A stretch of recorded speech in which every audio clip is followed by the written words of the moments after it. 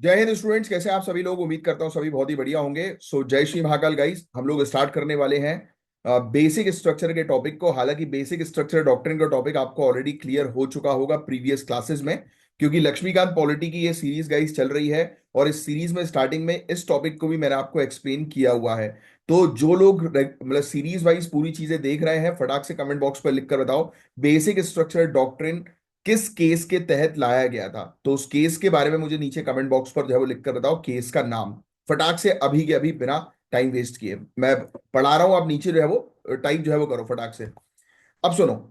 तो इसके बारे में हम लोग आज पढ़ने वाले हैं, और हमारी लक्ष्मीकांत पॉलिटी की प्रॉपर सीरीज जो है वो चल रही है गाइस। अगर आप लोगों ने वो सीरीज नहीं स्टार्टिंग से कवर करी है, तो आप कमलाक्ष झा ऑफिशियल हमारा जो यूट्यूब चैनल है उस पर जो है वो आप जाकर जो है वो पूरा प्लेलिस्ट में जाकर एक के बाद एक के बाद एक वीडियो जो है वो देखते रहिए।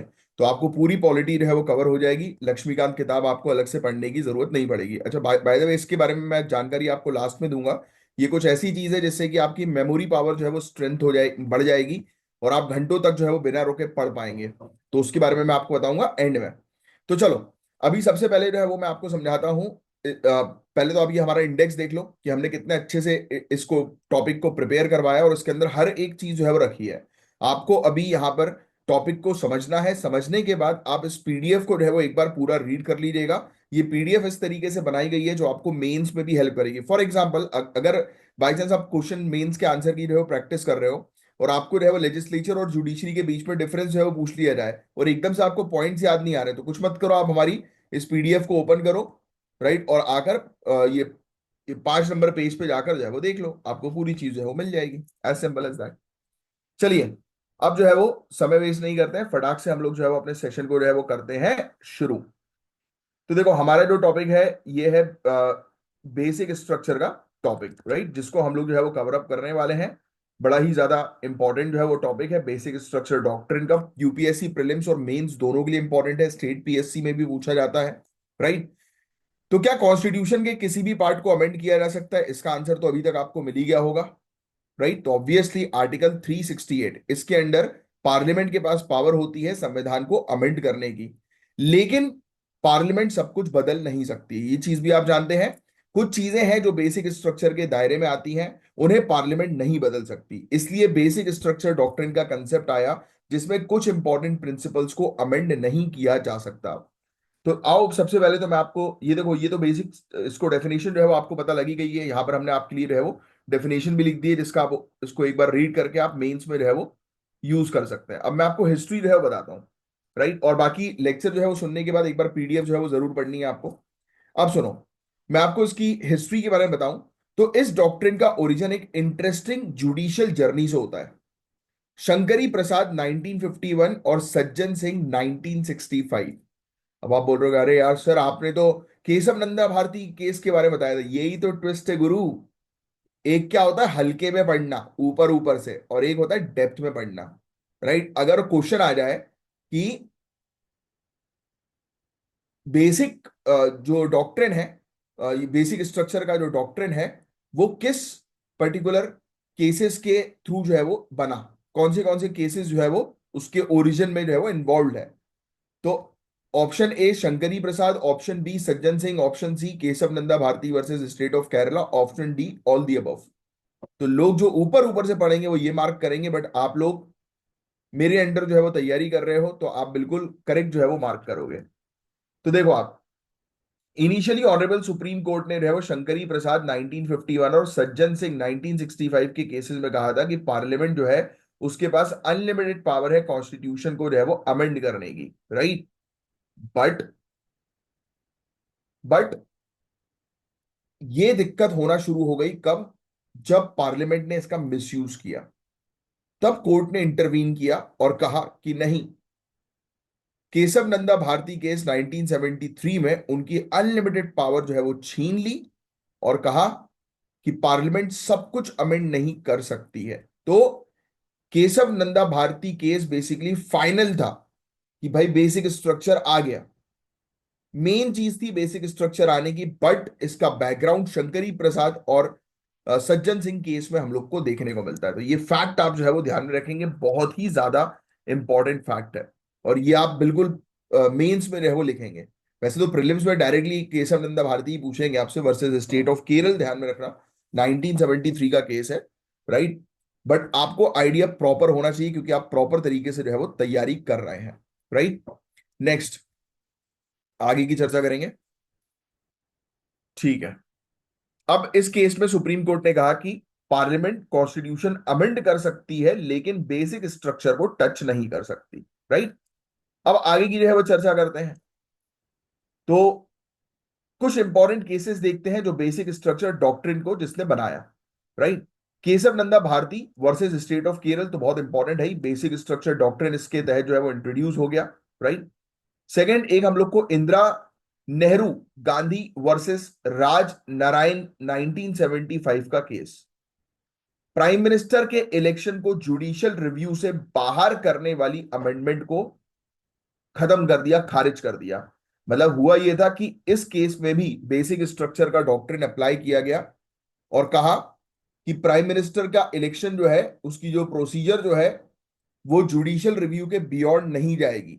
मतलब इन्होंने क्या किया गया था कि एक अमेंडमेंट जो है वो किया जा रहा था कि जिसमें ये कहा कि प्राइम मिनिस्टर के इलेक्शन को जुडिशियल रिव्यू से बाहर कर दो, यानी कि जुडिशरी उस पर कोई टिप्पणी ना कर सके। तो नहीं, यहां पर बेसिक स्ट्रक्चर डॉक्ट्रिन जो है वो उसको सामने लाया गया और इस अमेंडमेंट को जो है वो खारिज कर दिया, राइट, ऑनरेबल सुप्रीम कोर्ट ने। बस एक बेसिक सा आपको आइडिया जो है वो होना चाहिए। ऐसी मिनर्वा मिल का केस 1980 का, ये भी बड़ा इंपॉर्टेंट था। जुडिशियल रिव्यू और लिमिटेड पावर जो थी पार्लियामेंट की उसको बरकरार किया गया, यानी कि पुष्टि जो है वो दे दी 1973 के बाद मिनर्वा मिल केस में कि हाँ भाई ये डॉक्ट्रिन जो है बिल्कुल सही है और कोई भी ऐसा अमेंडमेंट अगर होता है जो बेसिकली जुडिशियल रिव्यू की पावर्स को कम करेगा तो वो अमेंडमेंट बिल्कुल भी किसी भी तरीके से सहन नहीं किया जाएगा, उसको खत्म कर दिया जाएगा, खारिज कर दिया जाएगा। समझ में आ रही है आपको पूरी बात है?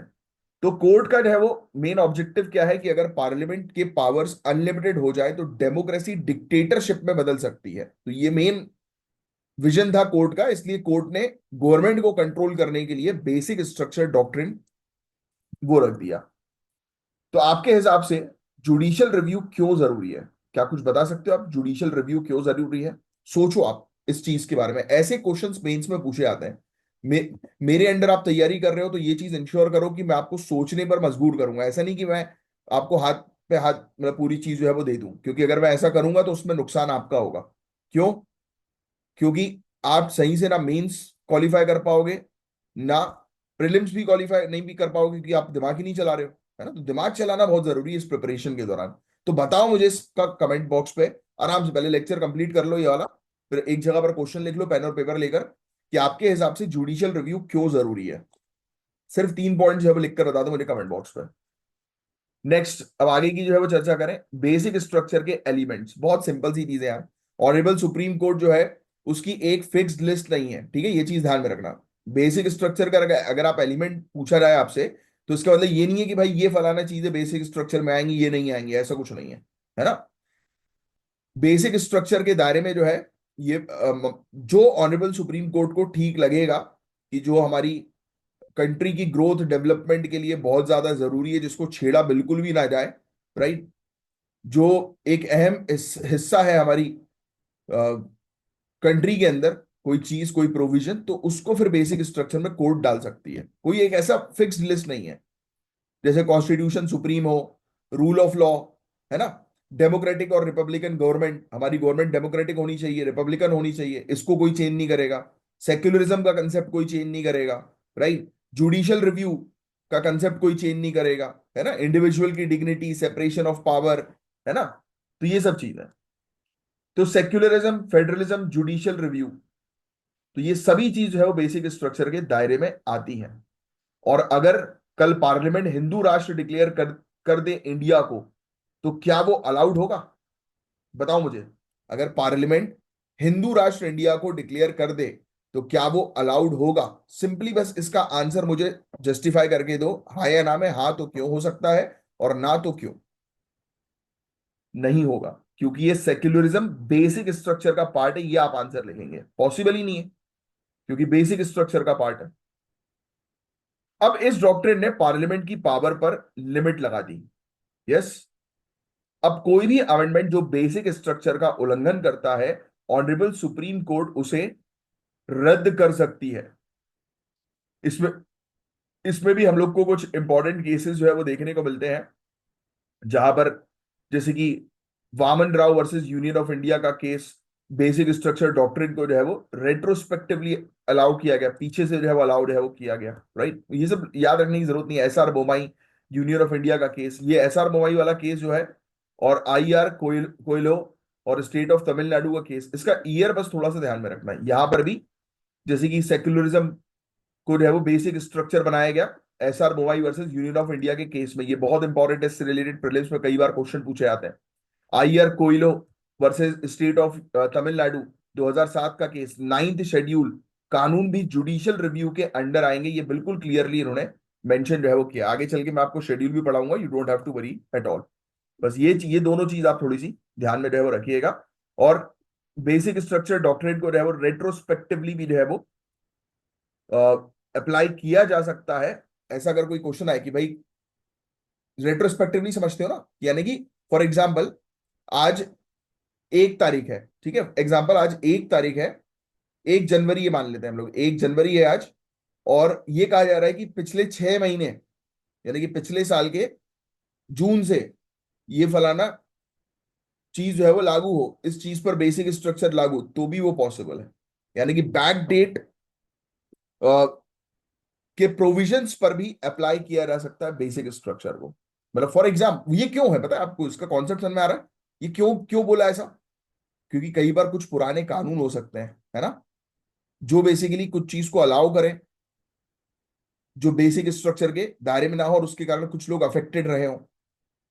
तो इसलिए रेट्रोस्पेक्टिवली इसको जो है वो मान लिया जाता है, जिससे कि जो लोग अफेक्टेड है उनको राहत मिल सके।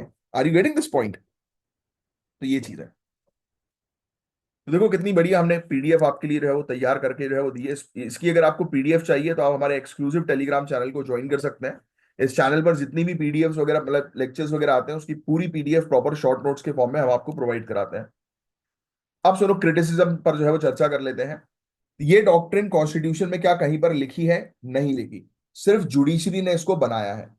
पार्लियामेंट की सोवरेनिटी पर ये सवाल भी कई बार उठा देती है, राइट, कि जैसे हम बोलते हैं ना कि पार्लियामेंट जो है वो सुप्रीम है, सॉवरेन है, बट ये बोलती कि नहीं, उसके ऊपर बेसिक स्ट्रक्चर बैठा हुआ है, तो ये आलोचना इसकी होती है। दूसरी, सुप्रीम कोर्ट की कोई फिक्स लिस्ट नहीं है, तो इस पर भी आलोचना होती है कि जुडिशरी कहीं ओवर पावर ना कर जाए। ये चेक एंड बैलेंस को है वो कर रही है, डिस्ट्रॉयड है वो कर रही है, चेक एंड बैलेंस वाले फीचर को, राइट। तो ये चीज हम लोग को देखने को मिलती है।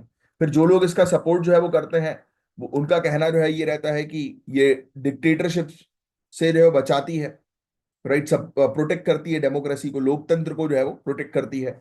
कॉन्स्टिट्यूशन को ये पॉलिटिकल विम से जो है वो बचाया जाता है, यानी कि कॉन्स्टिट्यूशन जो है वो ये बेसिकली पॉलिटिक्स के कारण जो है वो चेंज ना हो जाए इस कदर की, उसकी जो अंतरात्मा है वही खत्म हो जाए। यस, तो वो चीज।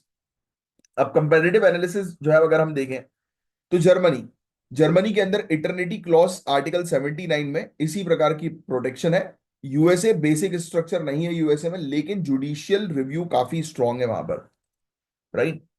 तो हमने, अच्छा एक क्वेश्चन है मेरा, बताना जरा इसका क्या आंसर होगा। जो बेसिक स्ट्रक्चर को हमने किस कंट्री से अडॉप्ट किया? देखते हैं इसका आंसर जो है वो कौन देता है। थोड़ा सा ट्रिकी क्वेश्चन दिया है मैंने।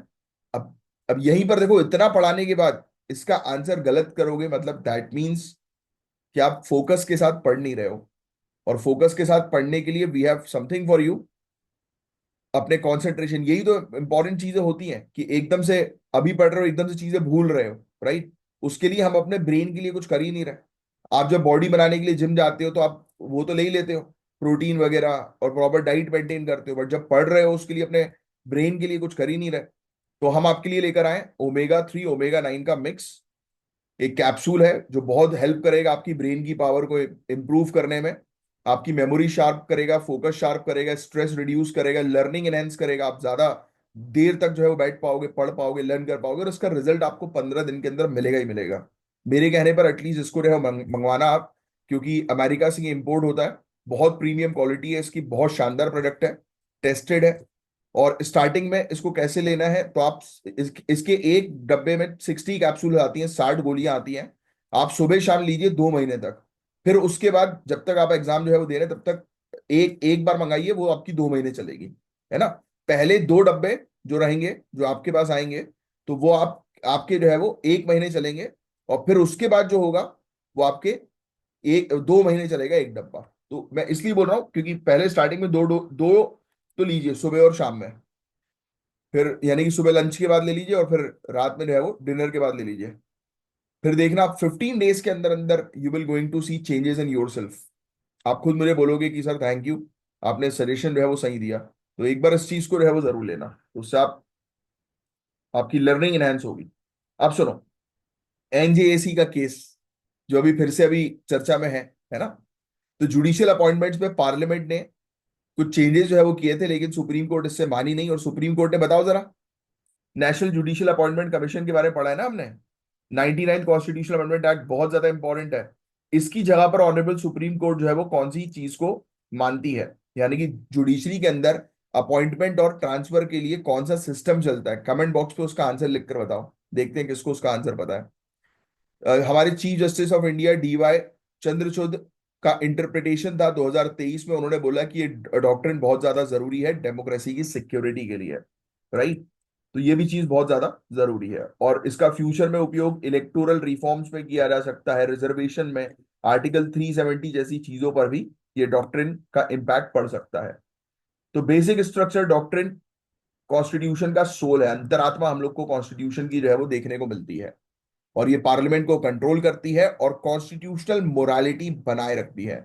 तो यूपीएससी में और स्टेट पीएससी में डायरेक्टली क्वेश्चंस आते हैं, चाहे प्रीलिम्स हो या मेंस हो, डायरेक्ट क्वेश्चन आते हैं।